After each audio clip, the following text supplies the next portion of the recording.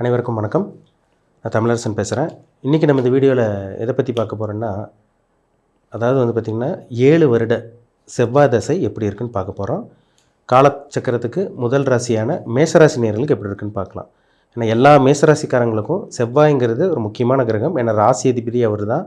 செவ்வாய்ங்கிறது ஒரு நெருப்பு கிரகம், ஒரு பிடிவாதத்துக்கு உண்டான கிரகம், ஒரு போர் கிரகம், வைராக்கியம், பிடிவாதம், ஆணவம், இதெல்லாமே இந்த செவ்வாயோட கேரக்டர் தான். சரிங்களா? ஒருத்தர் செவ்வாய் நல்லா வலுத்து இருந்துச்சுன்னா லக்னத்தோடையோ ராசியோடையோ சம்மந்தப்பட்டாங்கன்னா பாருங்கள், அவங்க ரொம்ப ஆணவம் மிக்கவங்களா, பிடிவாதக்காரங்களா, வைராகியம் மிக்கவங்களா, ரொம்ப ஒரு கட் அண்ட் ரைட்டாக ஒரு ஸ்ட்ரைட் ஃபார்வர்டாக இருப்பாங்க.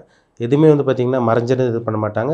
வெட்டு ஒன்று துண்டு ரெண்டுன்னு சொல்லி பார்த்துட்டு போயிட்டே இருப்பாங்க. அந்த மாதிரி தான் இந்த செவ்வாயோட கேரக்டர் கொடுக்கும். இப்போ மேசம் ராசியில் பார்த்திங்கன்னா 3 நட்சத்திரம் வரும். அதாவது அஸ்வினி, பரணி, கார்த்திகை, இந்த 3 நட்சத்திரம் வரும்.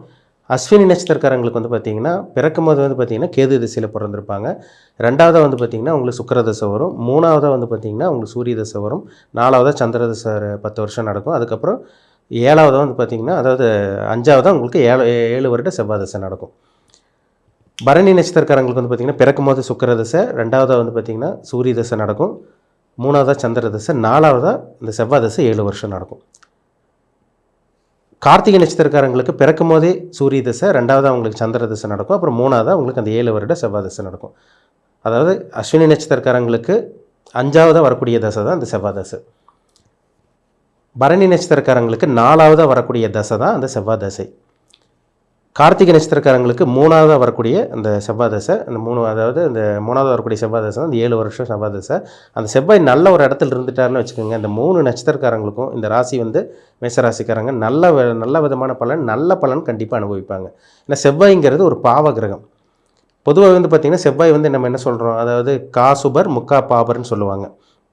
இந்த காவாசி தான் அவர் நம்பர் நல்லவர். அதாவது 25% தான் அவர் நல்லவர். 75% பார்த்திங்கன்னா அவர் கெட்டவர் தான். அதனால தான் பார்த்திங்கன்னா செவ்வாய் முழு சுபர் கிடையாது. சரிங்களா? முக்கா பாபர்னு சொல்லுவாங்க. காசுபர் முக்கா பாபர்னு சொல்லுவாங்க. இப்போ இந்த செவ்வாய் பார்த்திங்கன்னா ஒரு ரத்தக்காரகன்னு சொல்லுவாங்க. பிளட்டுக்கு உண்டான பிளானட்டு செவ்வாய் தான். ஒரு இளைய சகோதரனுக்கு உண்டான பிளானட்டே செவ்வாய் தான். மச்சனனை குறிக்கிற பிளானட் செவ்வாய் தான். ஒரு மச்சனை சரியில்லை, எனக்கு தம்பி சரியில்லை, ரத்த உறவினர்களோட எனக்கு பகையாக இருக்குன்னு சொல்கிறாங்க பார்த்திங்களா, அவங்க ஜாதகத்தில் செவ்வாய் கெட்டு போயிருக்கும்.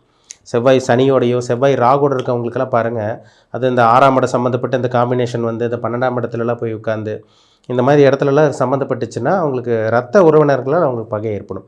பொதுவாகவே செவ்வாய் கெடக்கூடாதுங்க. ஏன்னா செவ்வாய் ரத்த சொந்தம், ரத்த பந்தத்துக்கு உண்டான பிளானட்டே செவ்வாய் தான். ஜென்ரலாக பாருங்கள், லக்னத்தில் செவ்வாய் இருக்குது, அவங்களோட பிஹேவியர் எப்படி இருக்குன்னா கோவம் இருக்கும், பிடிவாதம் இருக்கும், ஆணவம், திமிரு எல்லாமே இருக்கும் அவங்ககிட்ட. ஆனால் பார்த்திங்கன்னா ஒரு சொந்தம் வேணும், ரத்த சொந்தம் வேணும்னு சொல்லி ஏங்கி தவிப்பாங்க. இதை நிறைய லக்னத்தில் ராசியில் செவ்வாய் சம்மந்தப்பட்டவங்க ஜாதகத்தை பார்க்க முடியுது. ஏன்னா செவ்வாய்ங்கிறது ஒரு பூமிக்காரகன், ரத்தக்காரகன், ஒரு ரத்த பந்தத்துக்கு உண்டான பிளானட்டே செவ்வாய் தான். செவ்வாய் கெடக்கூடாதுங்க. செவ்வாய் மேக்ஸிமம் கெடவே கூடாது. மறைவு ஸ்தானத்தில் கூட இருக்கலாம். இப்போ பார்த்திங்கன்னா 3ஆம் இடத்துல இருக்கலாம், 6ஆம் இடத்துல இருக்கலாம், 8ஆம் இடத்துல செவ்வாய் இருக்கக்கூடாது, கொஞ்சம் டேஞ்சரான அமைப்பு கொடுக்கும். 12லேயும் செவ்வாய் இருக்கக்கூடாது. இந்த 3, 6, இந்த 10, 11 உபஜய ஸ்தானத்துலலாம் இந்த செவ்வாய் அமர்ந்ததுன்னா ஒரு மிகப்பெரிய ஒரு வாழ்க்கை அந்த ஜாதகருக்கு அந்த செவ்வாய் திசையில் 7 வருட செவ்வாய் திசையில் இந்த மேஷராசிக்காரங்களுக்கு அமைச்சு கொடுக்கும். அதில் சந்தேகமே கிடையாது. அப்போ செவ்வாய் முக்கியமான கிரகம். சரிங்களா? செவ்வாய் ஒரு ஜாதகத்தில் கிடக்கூடாது. ஒரு வீரத்துக்கு உண்டான கிரகம் செவ்வாய் தான். ஒரு அதிகாரம் பண்ணுறது, வீரமாக இருக்கிறது, ஒரு உடம்பு கட்டுடலாக வச்சுக்கிறது. ஒரு சில பேர் பாருங்கள் உடம்பு அதிகமாக போடுவாங்க. ஆனால் செவ்வாய் இந்த லக்னத்தில் சம்மந்தப்பட்டிருக்கவங்க பாருங்கள், கண்டிப்பாக பார்த்திங்கன்னா அவங்க பார்த்திங்கன்னா உடம்பு ஃபிட்டாக தான் வச்சுக்குவாங்க. உடம்பு மேலே அவங்களுக்கு அக்கறை அதிகமாக இருக்கும். ரொம்ப ஒரு இம்பார்ட்டன்ஸ் கொடுத்து பார்ப்பாங்க அவங்க ஹெல்த்தில். இப்போது செவ்வாய் ஒரு ஜாதகத்துக்கு, ஒரு ஜாதகருக்கு பார்த்திங்கன்னா லக்னத்தில் செவ்வாய் இருக்குன்னு வச்சுக்கோங்க, பிடிவாதக்காரர், கோவக்காரங்களா, வைராகியம் மிக்கவங்களா அந்த மாதிரி இருப்பாங்க. இந்த 2ஆம் இடத்துலலாம் செவ்வாய் இருக்கவங்க பாருங்கள், அதாவது சூடாக தான் அவங்க சாப்பிடுவாங்க. ஏன்னா நெருப்பு கிரகம் வாக்குஸ்தானத்தில், வாக்குஸ்தானத்தில் 2ஆம் இடத்துல நாக்கு குறிக்கிற இடத்துல உட்காந்துருக்கு. அப்போ சூடாக சாப்பிட்டா தான் உங்களுக்கு பிடிக்கும். டக்குன்னு பேச்சு கொஞ்சம் ஸ்பீடாக இருக்கும், வேகமாக இருக்கும், மெதுவாக பேச மாட்டாங்க, கட் அண்ட் ரைட்டாக பேசுவாங்க, அடுத்தவங்களுக்கு புண்படுற மாதிரி பேசுறது, இதெல்லாமே பார்த்திங்கன்னா இந்த செவ்வாய் 2ஆம் இடத்துல இருக்கவங்களுக்கு கொடுக்கும். 3ஆம் இடத்துல செவ்வாய் இருக்கிறவங்களுக்கு பார்த்திங்கன்னா மேக்ஸிமம் பார்த்திங்கன்னா ஒன்றா இளைய சகோதரன் இருக்க மாட்டாங்க, இருந்தாலும் அவங்களுக்கு பிரயோஜனம் இல்லாமல் போயிடும். ஆனால் இவங்களுக்கு தைரியம் ஜாஸ்தியாக இருக்கும் ஜாதகருக்கு. இப்போ 4ஆம் இடத்துல செவ்வாய் இருக்கிறதும் நல்லது தான். அது ஒரு நல்ல ஒரு அமைப்பு தாங்க. 4ல் செவ்வாய் இருந்து நல்ல ஒரு இடத்துல நல்ல கிரகத்தோட குருவோடைய சுக்கிரனுடைய காம்பினேஷன் ஏற்பட்டு வளர்பிறை சந்திரனோட காம்பினேஷனெல்லாம் இருந்ததுன்னா கண்டிப்பாக உங்களுக்கு இந்த சொந்த வீடு, சொந்த யோகம், வீட்டு யோகம், இந்த மண்மனை பூமி யோகம் இதெல்லாமே இந்த செவ்வாய் திசையில் கண்டிப்பாக கொடுத்துரும். 5ஆம் இடத்துல செவ்வாய் இருந்தால் மேக்ஸிமம் 5ல் செவ்வாய் இருக்கவங்களுக்கு வந்து பாருங்கள், பூர்வீகத்தில் ஏதோ பிரச்சனை, கொஞ்சம் ப்ராப்ளம் இந்த மாதிரி இருக்கும். கருத்தடை இந்த மாதிரி சில பிரச்சனைகள், கர்ப்பப்பை சம்மந்தமான பிரச்சனைகள், அதே மாதிரி வந்து பார்த்திங்கன்னா அவங்களுக்கு வந்து அபார்ஷன் பண்ணுறது, அபார்ட் ஆகிறது, இந்த மாதிரி விஷயங்கள்லாம் அது 5ல் செவ்வாய் இருக்கிறது கண்டிப்பாக கொடுக்கும். மேக்ஸிமம் 5ல் செவ்வாய் இருந்தால் ஒரு ஆண் வாரிசு கொடுத்துரும். 6ல் செவ்வாய் இருக்கிறது ரொம்ப நல்லது. 6ஆம் இடத்துல செவ்வாய் இருக்கிறது எதிரியை ஜெயிக்கக்கூடிய அமைப்பு, எதிரியை வீழ்த்தக்கூடிய அமைப்பு. எதிரியே அவங்க இருக்க மாட்டாங்க. எதிரியை ஜெயிக்கிறது, எதிரி இருக்கிற இடம் தெரியாமல் போகிறது எல்லாமே பாருங்கள் 6ஆம் இடத்துல செவ்வாய் இருக்கிறவங்க ஜாதகத்துக்கு இருக்கும். ஆனால் 6ஆம் இடத்துல இருக்க செவ்வாய் சனியோடையும் ராகுடையும் சேர்ந்துடக்கூடாது. அது பெரிய சிக்கலில் கொண்டு போய் மாட்ட வச்சோம். 7ஆம் இடத்துல செவ்வாய் இருக்கிறதெல்லாம் பார்த்திங்கன்னா பொதுவாக செவ்வாய் தோஷம்னு சொல்லுவாங்க. 7ஆம் இடம் 8ஆம் இடத்துலலாம் செவ்வாய் இருக்கிறது செவ்வாய் தோஷம் இருக்குன்னு சொல்லுவாங்க. ஆனால் 7ல் செவ்வாய் இருந்துச்சுன்னா லக்னத்தை பார்க்கும். ஜாதகர் முரட்டு பிடிவாதம் பிடிச்சவங்களாக இருப்பார், கோவக்காரங்களாக இருப்பாங்க. இந்த தாம்பத்திய உறவில் வந்து பார்த்திங்கன்னா கொஞ்சம் நாட்டம் அதிகமாக இருக்கும் 7ஆம் இடத்துல செவ்வாய் இருக்கிறவங்களுக்கெல்லாம். 8ஆம் இடத்துல செவ்வாய் இருக்கிறவங்களுக்கு வந்து பார்த்திங்கன்னா அடிக்கடி காலில் புண்ணாகிறது, இந்த மர்ம காயம் ஏற்படுறது, அதேமாதிரி ஆக்சிடென்ட் அடிக்கடி. நான் போனாங்க சார் கீழே விழுந்துட்டேன், நல்லா தான் போயிட்டு இருந்தேன், திடீர்னு ஆக்சிடென்ட் ஆச்சு, எப்படி நடந்ததுன்னே தெரியல சொல்கிறாங்க பார்த்தீங்களா. அந்த 8ஆம் இடத்துல இருக்க செவ்வாய் தான் அடிக்கடி விபத்து சந்திக்கிறது, ஒரு கண்டங்கள் ஏற்படுறது, அதேமாதிரி வந்து பார்த்திங்கன்னா இரத்த காயங்கள், வெட்டு காயங்கள், அறுவை சிகிச்சை இது மாதிரி பண்ணுறதெல்லாம் அந்த 8ல் இருக்க செவ்வாய் கண்டிப்பாக கொடுக்காமல் போகவே போகாது. அது நல்ல கிரகத்தோடு சேர்ந்தால் நல்ல விதமாக கொண்டு போகும், பாவ கிரகத்தோடு சேர்ந்தால் அது வேறு மாதிரி கொண்டு போகும். 9ஆம் இடத்துல செவ்வாய், பொதுவாக 9ல் செவ்வாய் இருக்க நல்லது தாங்க. அது ஒரு நல்ல சில விஷயங்கள் கூட நல்ல கிரகங்களெல்லாம் சேர்ந்துச்சுன்னா கண்டிப்பாக அந்த பாக்கி ஸ்தானத்தில் இருக்க செவ்வாய் பூமி யோகம், மண்மனை பூமி யோகம், ஒரு இடம் மாறுறது, இடம் வந்து பழைய இடத்த விட்டு புது இடம் வாங்குறது, நல்லபடியே வந்து பார்த்திங்கன்னா வெளியூரில் போய் செட்டில் ஆகுறது, இந்த மாதிரி விஷயங்கள்லாம் 9ல் இருக்க செவ்வாய் நல்ல கிரகங்களோட சேர்க்கை ஏற்பட்டால் கண்டிப்பாக கொடுக்கும். 10ல் செவ்வாய் இருந்தால் ஒரு அபாரமான வளர்ச்சி கொடுக்கும். இந்த ரியல் எஸ்டேட் பண்ணுறவங்க, மண்மனை பூமி யோகம், அந்த நல்ல ஒரு சொகுசு வாழ்க்கை அனுபவிக்கிறவங்க, அதேமாதிரி டாக்டர் ஃபீல்டில் இருக்கவங்க, யூனிஃபார்ம் சர்வீஸ் பண்ணிகிட்டு இருக்காங்க, மிலிட்ரி, ஆர்மி, இந்த நேவியில் இருக்கவங்க, அதேமாதிரி வந்து பார்த்திங்கன்னா டாக்டர்லேயே வந்து பார்த்திங்கன்னா அந்த ஹையர் கிரேடில் ஹையர் போஸ்டிங்கில் இருப்பாங்க, சர்ஜனாக இருக்கவங்க, அதுக்கு மேலே நல்ல ஒரு இதில் இருக்கவங்களுக்குலாம் பாருங்கள் இந்த 10ஆம் இடத்துல செவ்வாய் சம்மந்தப்பட்டிருக்கும். அது ரியல் எஸ்டேட்டில் கொடி கட்டி பறக்கிறவங்க, இது எல்லாமே பார்த்திங்கன்னா அந்த 10ஆம் இடத்துல செவ்வாய் இருக்கவங்கள கண்டிப்பாக இருப்பாங்க. அதேமாதிரி விளையாட்டுத் துறையில் இருக்கவங்க, இதெல்லாம் ஷைன் பண்ணுறது எல்லாமே இந்த 10ஆம் இடத்துல இருக்க செவ்வாய் தான். 11ல் செவ்வாய் இருக்கிறது நல்ல ஒரு வளர்ச்சிங்க. 11ல் செவ்வாய் இருக்கிறது நிறைய லாபத்தை கொடுக்கும்.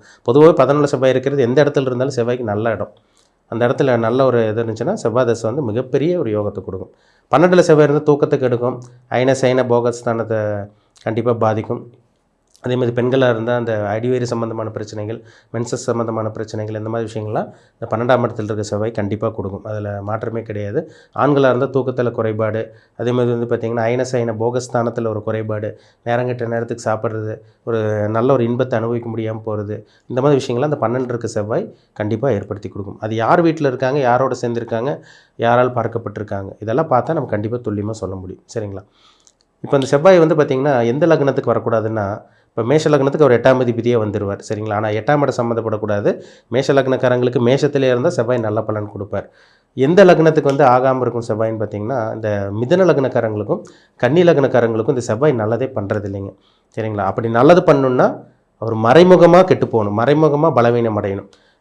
மேக்ஸிமம் பாருங்கள், மிதுன லக்னக்காரங்களுக்கும் கன்னி லக்னக்காரங்களுக்கும் இந்த செவ்வாய் திசை மட்டும் வந்துருச்சுன்னா 7 வருஷம் போராடுவாங்க. அடிக்கடி ஆக்சிடென்ட் ஆகுறது, ஹாஸ்பிட்டல் செலவு, மருத்துவமனையில் அட்மிஷன் ஆகுறது, அதேமாதிரி வந்து பார்த்திங்கன்னா ரத்தம் விரயமாகிறது, நண்பர்கள் பகையாகிறது, ரத்த உறவினர்கள் பகையாகிறது, கூட பிறந்தவங்க எதிரியாக மாறுறது, இல்லை கூட பிறந்தவங்களை இழப்பை சந்திக்கிறது, இந்த மாதிரி விஷயங்கள் எல்லாமே இந்த 7 வருட செவ்வாய் திசை மிதுன லக்னக்காரங்களுக்கும் கன்னி லக்னக்காரங்களுக்கும் கொடுத்துரும். ஏன்னா மிதுனத்துக்கு 6ஆம் அதிபதியே வருவார், கன்னி லக்னத்துக்கு வந்து 8ஆம் அதிபதியே வந்துடுவார். அதனால் அவர் இருக்கிற இடத்த பொறுத்து கண்டிப்பாக செவ்வாய் பலனை கொடுப்பார். ஆனால் கன்னி லக்னத்துக்கும் மிதுன லக்னத்துக்கும் செவ்வாய் தசை மட்டும் வந்துச்சுன்னா படாதபாடு பட்டுருவாங்க மேஷராசிக்காரங்க. ஏன்னா ராசி வந்து மேஷம் தெரிஞ்சிருச்சு, லக்னம் வந்து என்ன லக்னம்னு பாருங்கள், அது ரொம்ப முக்கியம். ஏன்னா செவ்வாய் வந்து 7 வருட செவ்வாய் தசை வந்து பார்த்திங்கன்னா அதிகார பதவி கொடுக்கும், ஒரு நல்ல ஒரு கௌரவத்தை கொடுக்கும், அந்தஸ்தை கொடுக்கறது எல்லாமே இந்த பார்த்திங்கன்னா இந்த செவ்வாய் தான். ஜென்ரலாகவே செவ்வாய் தசை வந்துச்சுன்னா பாருங்கள் பிடிவாதக்காரங்களாக இருப்பாங்க.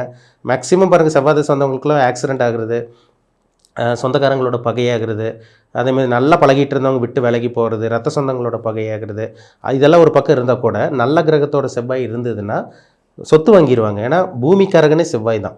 பொதுவாக ஜென்ரலாக செவ்வாய் வந்துட்டாலே பாருங்க ஒரு நிலத்தை வாங்கி போடுவாங்க, வீடு கட்டிடுவாங்க, அப்படியே படிப்படியாக முன்னேறுவாங்க. இதெல்லாம் அந்த 7 வருஷத்தில் நடத்தி கொடுக்கும். அதனால் உங்கள் பிறப்பு ஜாதகத்தில் செவ்வாய் எந்த இடத்துல இருக்காங்க, என்ன அமைப்பில் இருக்காங்க, 3, 6, 10, 11ஆம் இடத்துல இருக்காங்களா, இல்லை 6ஆம் இடம் 8ஆம் இடத்துல மறைஞ்சிருக்காங்களா, இல்லை தேவையில்லாத கிரகங்களோட சேர்க்கை சனி ராகுவோட சேர்ந்து உங்களுக்கு கெட்டு போயிருக்காங்களான்னு உங்கள் தனிப்பட்ட ஜாதகத்தை பற்றி தெரிஞ்சுங்க. அது ரொம்ப முக்கியம். சரிங்களா? பொதுவாகவே செவ்வாய் குருவோடு இருக்கலாம், செவ்வாய் சந்திரனோடு இருக்கலாம், சந்திரமங்கல யோகமாக வேலை செய்யும். செவ்வாய் குருவோடு இருந்தால் குருமங்கல யோகமாக வேலை செஞ்சிடும். செவ்வாய் பார்த்திங்கன்னா உங்களுக்கு சுக்கிரனோடு இருந்தால் பிருகுமங்கல யோகமாக வேலை செய்யும். அது எந்த இடத்துல இருக்குது, யாரோட சேர்ந்துருக்காங்க, யாரால் பார்க்கப்பட்டிருக்காங்க, யாரோட வீட்டில் செவ்வாய் இருக்கார், அதுதான் ரொம்ப முக்கியம். அதனால் உங்கள் பிறப்பு ஜாதகத்தில் செவ்வாய் இந்த மாதிரி எந்தெந்த இடத்துல இருக்காங்க பார்த்துக்குங்க. அப்போ உங்கள் லைஃப் ஈஸியாக அடுத்த கட்டத்துக்கு கொண்டு போக முடியும். சரிங்களா? செவ்வாய் தசை எல்லாத்துக்கும் நல்லது பண்ணாது, ஒரு சில பேத்துக்கு தான் நல்லது பண்ணும். அந்த 7 வருஷம் செவ்வாய் திசையில் 7 வருஷத்தில் வாழ்க்கையை மாறினவங்களாம் இருக்காங்க. சட்டனாக ஒரு 10 நாள் 20 நாள் ஒரு மாதத்துல பார்த்திங்கன்னா வாழ்க்கையை புரட்டி போட்டு லைஃபே அடுத்த கட்டத்துக்கு போகிற மாதிரி லைஃபே மாறின நிறைய மேசராசிக்காரங்க செவ்வாய் திசையில் மாறி இருக்காங்க. அதனால் பிறப்பு ஜாதகத்தில் செவ்வாய் எங்கே இருக்குன்னு தெளிவாக தெரிஞ்சுக்குங்க. மீண்டும் அடுத்த பதிவில் சந்திக்கும் வரை உங்களிடமிருந்து விடைபெறுவது உங்கள் ஜோதிடர் தமிழரசன். நன்றி, வணக்கம்.